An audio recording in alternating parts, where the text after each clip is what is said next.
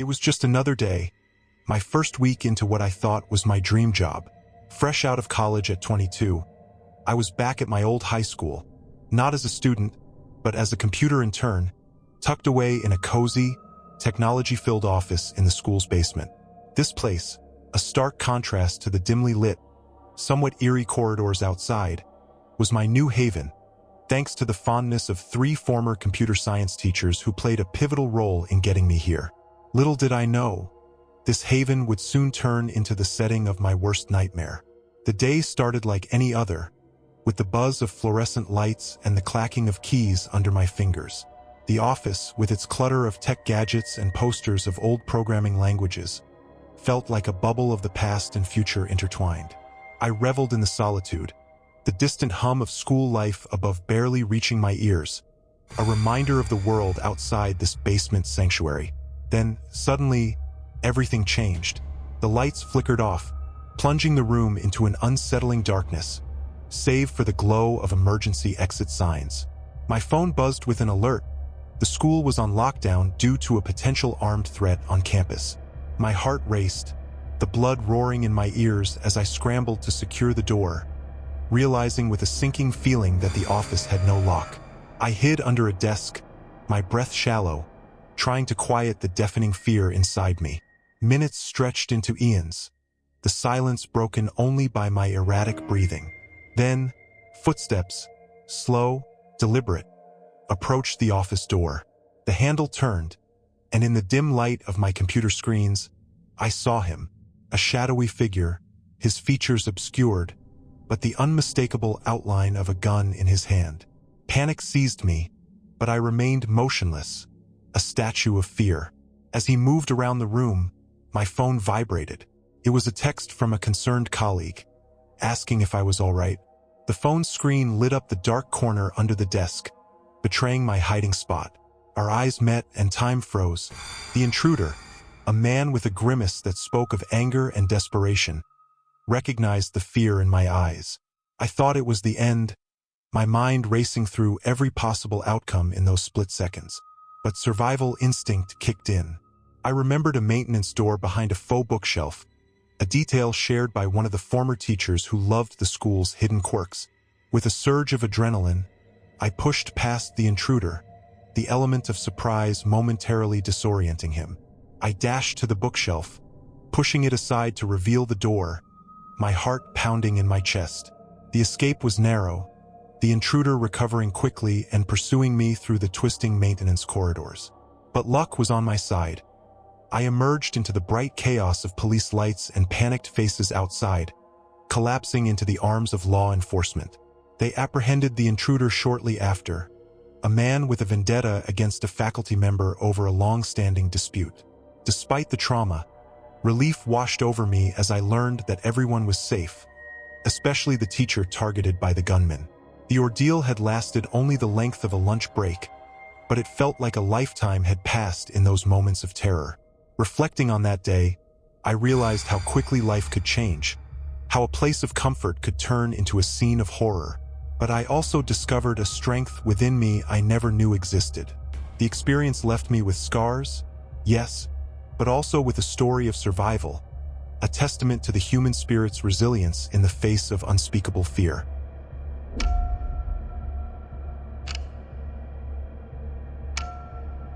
It was a Friday like any other, with the weekend's promise just on the horizon, and the anticipation of spring break making it hard to focus on anything academic.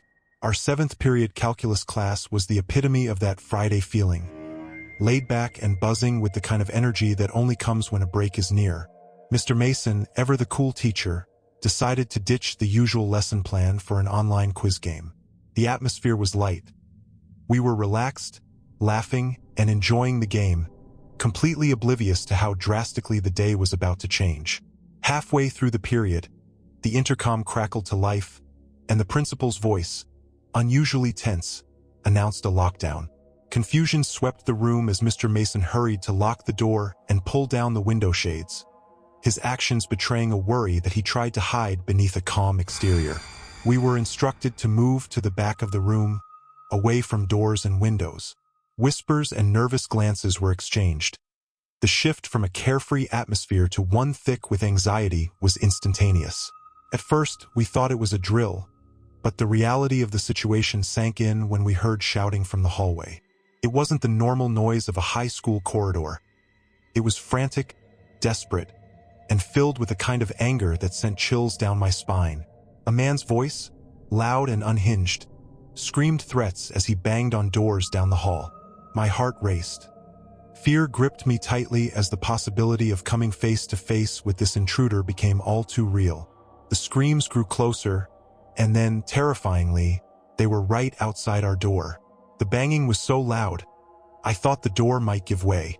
Some of my classmates started to cry, the room filled with the sound of our collective fear. Mr. Mason stood by the door, his posture rigid, whispering for us to stay calm. But his voice was barely audible over the man's ravings and our own racing hearts. The ordeal felt like it lasted hours, though it was probably only minutes. Eventually, the screaming and banging ceased, replaced by a deafening silence that seemed almost as terrifying. We waited, not daring to speak, until the lockdown was finally lifted. The relief that washed over us was palpable, but it was tinged with an unease that lingered like a bad taste. We later learned that the intruder was mentally unstable, having somehow bypassed the school's minimal security measures. It was a stark reminder of our vulnerability, a lesson in the fragility of the safety we often take for granted. The man was found asleep by a janitor in a different part of the school, but by the time the police arrived, he had disappeared. Rumors swirled about him carrying a dangerous weapon, but nothing was confirmed. His fate, whether he was apprehended or received the help he clearly needed, remained a mystery. That day changed something in all of us. The return to normalcy was slow and fraught with whispered questions and what-ifs. The fear we experienced, the realization of how quickly a mundane day could turn into a nightmare, left a mark that no amount of time could fully erase. The man's motives, his fate, and the question of our safety lingered, unresolved tensions that haunted the corridors of our school long after the incident was no longer front-page news.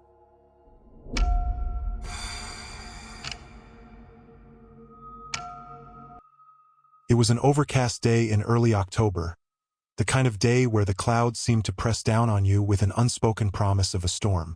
Our school, nestled in the heart of a sleepy town, operated on a meticulously divided lunch schedule to manage the horde of students from different grades. I was in the first lunch period, a time usually filled with the clamor of conversation and the clinking of forks against plates. But that day, the routine tranquility of our lunch period was shattered by a startling event that would plunge the entire school into a lockdown. As we were settling down with our trays, a series of loud booms echoed through the air. My initial thought was thunder, a natural complement to the dreary day outside. However, the rapid, ensuing commotion was anything but natural. Within moments, the school's PA system crackled to life, and the principal's voice, strained with urgency, announced a lockdown. We were to remain silent and follow the teacher's instructions immediately. The normalcy of the day was gone, replaced by a thick air of confusion and fear. We were herded into the multipurpose room, a large space usually bustling with activity, now a makeshift sanctuary. Its vast glass back wall, through which the gray sky loomed large, was hastily covered with curtains, offering scant reassurance of our safety. Huddled together, whispers of what was happening outside began to circulate. The word was that a mentally unstable man had barricaded himself near our school premises. Mistaking the earlier sounds of gunfire for thunder had been a cruel oversight. As the minutes ticked by, each one felt longer than the last. The adults tried to maintain a facade of calm, but their tight expressions and frequent, hushed conversations betrayed their concern. It was then that rumors started to swirl amongst us. The man outside was not just a random threat. He had a history, a past filled with darkness and disturbing behavior. The realization that our school, our sanctuary of learning and growth, was the stage for such a potentially violent confrontation was chilling. The lockdown stretched on, an hour that felt like an eternity, marked by the occasional updates over the PA system, each providing little comfort or new information. Our smartphones became our lifelines to the outside world, though the scant details available only served to heighten our anxiety. Finally, after what seemed an endless wait, the lockdown was lifted. We were released from the multi-purpose room, a collective sigh of relief palpable in the air as we were escorted back to our classrooms. The normal sounds of the school day resumed, a stark contrast to the silence and whispers that had filled the multi-purpose room. Yet, the tension lingered, an invisible cloud that refused to dissipate. In the days that followed, we learned the full extent of the situation.